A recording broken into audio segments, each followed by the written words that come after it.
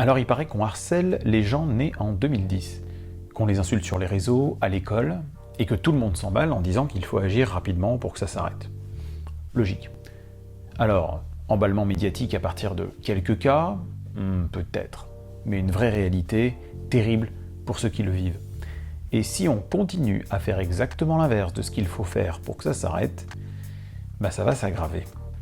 Alors écoute, si tu te fais insulter à cause de ta date de naissance, ou bien les parents si vos enfants se font insulter, tu n'es pas seul. Je comprends que tu trouves ça injuste, méchant, et c'est dur ce qui t'arrive, et vraiment c'est pas sympa ce qu'ils te font. Mais je sais aussi que tu cherches à t'en sortir, et je vais t'aider. Ou alors aider les parents, les profs, les thérapeutes, etc. à aider les enfants. Personne ne dit à ceux qu'on exhorte à agir, les parents, les établissements, etc., que ce qu'ils font ne marchera pas. Et personne ne dit aux principaux concernés, c'est-à-dire les victimes, comment ils peuvent faire pour que ça s'arrête. Comment ils peuvent faire pour s'en sortir. Alors on va s'y mettre. Bon, tu veux qu'ils arrêtent? Alors commençons par ce qui ne marche pas. On va reprendre. On va comprendre comment ça marche et on comprendra comment le faire arrêter. C'est simple. La personne qui te harcèle, elle le fait pour te faire plaisir ou pour t'embêter? Pour t'embêter. Elle le fait pour te dire qu'elle te considère comme un ami ou plutôt comme un ennemi? Comme un ennemi. Donc, si tu lui confirmes que t'es embêté, si tu lui confirmes que t'es son ennemi, il aura eu ce qu'il voulait. Il gagnera et ça recommencera. Si tu baisses la tête, genre « arrête, t'es pas sympa, je t'ai rien fait, ok, mais pourquoi tu fais ça? T'es méchant, qu'est-ce que ça peut te faire ?» Là, il sait que t'es embêté. Donc il gagne et ça recommence. Si tu le dénonces « arrête, moi je vais le dire au CPE et même au ministre », là aussi il sait que t'es embêté.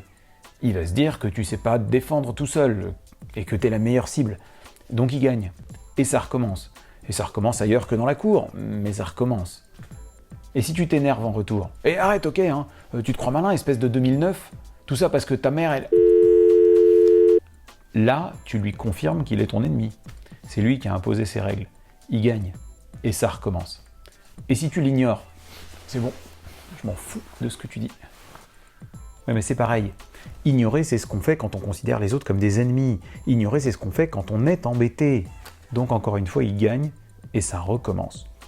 Espèce de naze, arrête de me parler comme ça, t'as pas le droit de me dire ça, d'accord? Ouais, c'est ça, j'ai pas le droit de te dire ça. Je vais me gêner pour le redire, tiens, je vais te le redire, espèce de minable.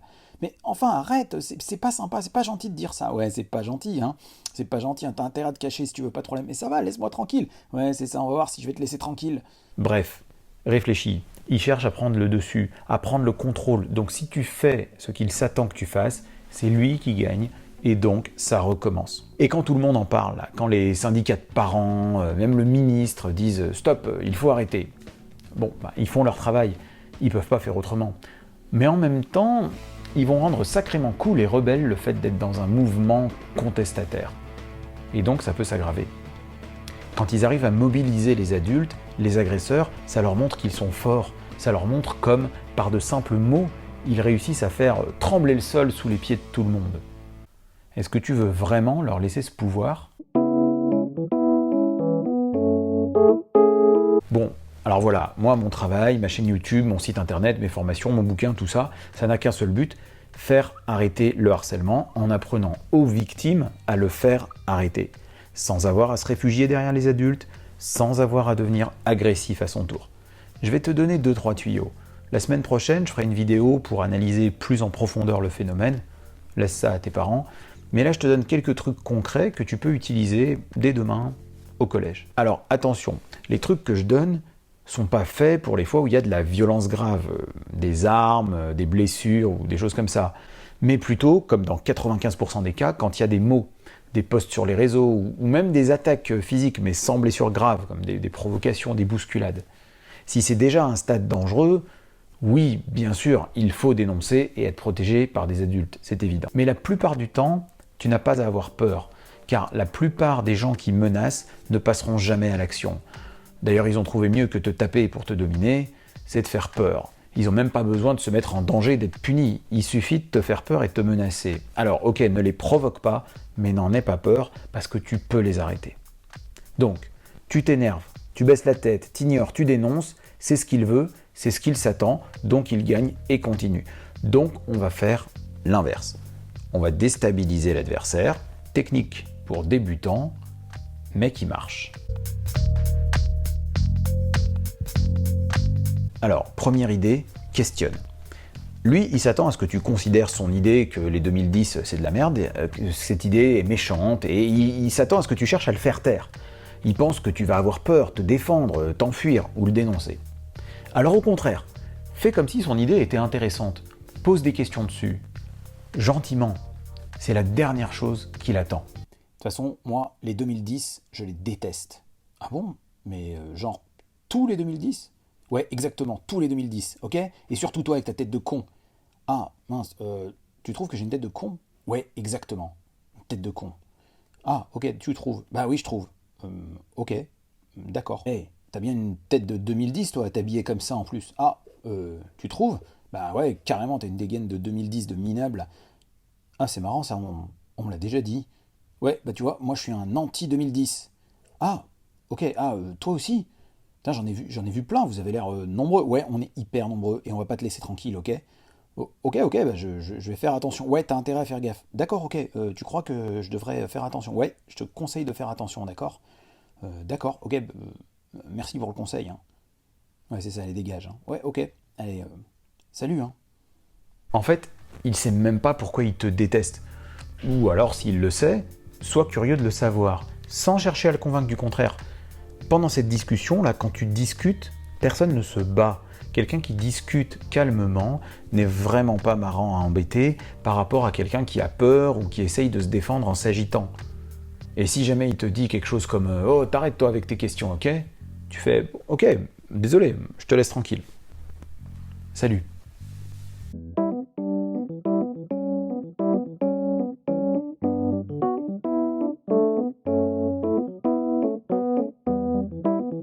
Deuxième idée, autorise. Lui, il s'attend à ce que tu tentes de le faire taire, de lui interdire de parler. Montre-lui qu'il a le droit de le dire. Tu vois, moi, les 2010, je les déteste. Ah, ok. Ouais.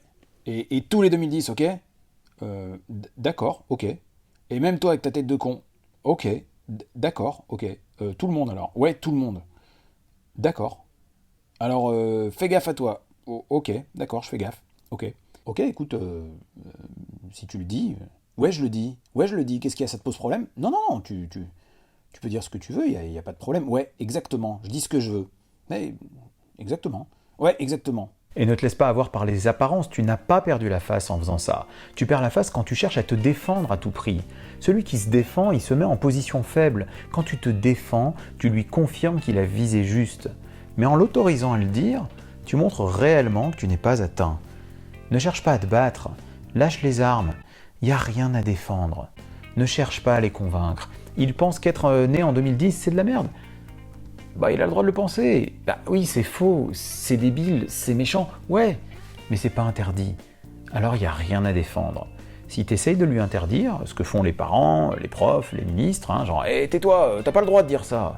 Ah ouais, bah tiens, je vais le dire encore plus fort. Ou même ailleurs. À l'inverse, ok, c'est bon, si tu veux, tu peux le dire, pas de problème. Bah ouais, si je veux, je peux le dire. Bah ok.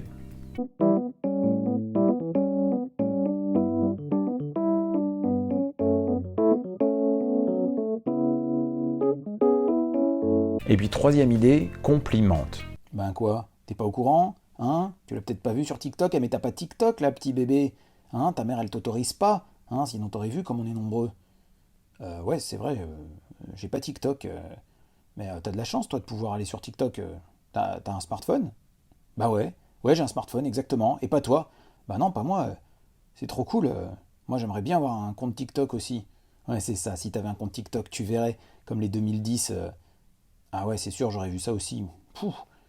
Mais t'aurais sacrément eu peur, hein, moi je te le dis. Ouais, c'est possible, ouais, ça doit faire vachement peur. Mais t'as trop de la chance d'avoir un smartphone, c'est un iPhone que t'as? Ouais, non, c'est un Samsung. Ah, t'as vu ta tronche sur Insta? Ah, t'as vraiment une photo de profil de 2010, hein, ça c'est clair, hein. Ah, et tu trouves? Ouais, c'est vrai qu'elle est pas terrible cette photo. Et toi, la tienne, elle est trop stylée, quoi. Ouais, eh ben ouais, c'est ça, mec. La mienne, elle est forcément mieux. Tu sais, ça s'appelle la classe 2008, ça. Ouais, carrément, elle est vachement mieux que la mienne. T'es vraiment super top sur cette faute. Je crois qu'on va te laisser jouer dans une partie de foot. Là, retourne jouer à tes Pokémon. Putain, c'est clair, les gars, vous jouez vachement bien au foot. Ouais, on joue mieux que toi. Alors, du coup, on ne veut pas dans notre équipe. Ok, bah non, mais je comprends. Si vous voulez pas jouer avec moi, il n'y a pas de problème, en fait. C'est vrai que vous avez l'air super bon au foot par rapport à moi. Ouais, carrément. Alors, tu retournes jouer à tes jeux de bébé, hein. Ah, tu trouves que c'est des jeux de bébé? Ouais, carrément, ouais. Ah, ok. Ok, d'accord, bah jouez bien les mecs, hein. Salut. Ça paraît paradoxal, mais tu vois, c'est beaucoup plus dur de répondre.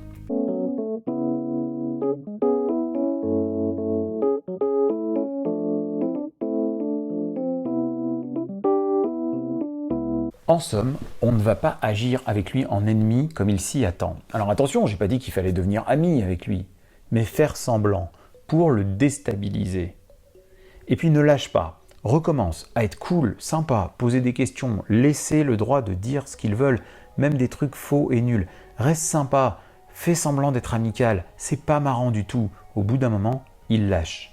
Tu vas voir, ça peut même augmenter au début.